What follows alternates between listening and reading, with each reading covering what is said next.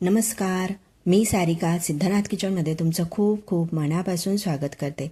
आज आपण सकाळच्या घाईगडबडीत आणि मधल्या वेळेत खाण्यासाठी पटकन बनणारा नाश्ताचा प्रकार म्हणजेच व्हेज सँडविच कसं बनवायचं ते पाहणार आहोत। त्यासाठी मी इथे चटणी बनवून घेत आहे।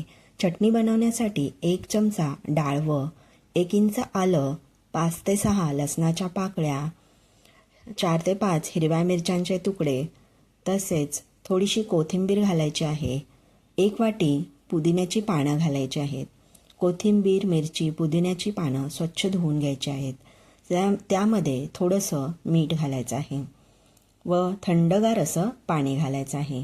पाणी घालून आपण पातळ अशी बारीक चटणी वाटून घ्यायची आहे। बारीक अशी चटणी जी आहे ती वाटून झालेली आहे। आता इथे मी ब्रेडचे 2 स्लाइस घेतलेले आहेत। त्यावर बटर लावून घ्यायचं आहे। बटर जे आहे ते फ्रीजमध्ये आधीच काढून ठेवायचं आहे। त्यामुळे बटर जे आहे ते वितळतं आणि आपल्याला लावण्यास सोपं जातं। इथे आता मी चटणी लावून घेत आहे। बघा, आपल्या चटणीला किती हिरवागार रंग आलेला आहे।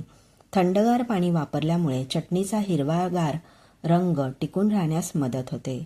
यावर आता मी पातळ असे काकडीचे काप घातलेले आहेत। यावर टोमॅटोचे काप घालणार आहे। तसेच उकडून घेतलेल्या बीटाचे काप घालायचे आहेत। उकडून घेतलेल्या बटाट्याचे काप घालायचे आहेत। तर आता मी इथे सँडविचचा सिक्रेट मसाला तुम्हाला सांगणार आहे। अगदी 2 मिनिटात तयार होतो। इथे मी गरम मसाला पावडर, लाल तिखट, काळी मिरी पावडर, धने पावडर, जिरे पावडर, चाट मसाला, काळं मीठ आणि थोडंसं साधं मीठ असं घेऊन मी सँडविचचा सिक्रेट मसाला तयार केलेला आहे।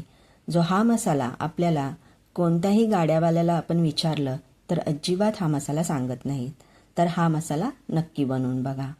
यावर मी थोडंसं टोमॅटो सॉस घातलेला आहे, थोडंसं मेयोनीज घातलेलं आहे आणि मेयोनीज घालून झाल्यानंतर यावर थोडीशी बारीक शेव घालायची आहे।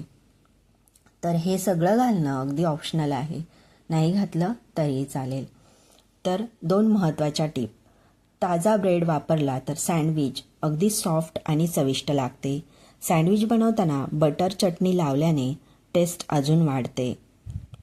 काकडी, टोमॅटो याचे पातळ काप केले तर खायला सोपं जातं। तर तुम्हाला ही रेसिपी कशी वाटली ती कमेंट करून नक्की सांगा। बघा, अगदी कलरफुल आणि मस्त आपलं सँडविच जे आहे ते तयार झालेलं आहे। अशाच काही नवीन रेसिपी पाहण्यासाठी आपल्या चॅनलला सबस्क्राईब करा। पुन्हा भेटू अशाच एका नवीन रेसिपीसोबत। तोपर्यंत धन्यवाद।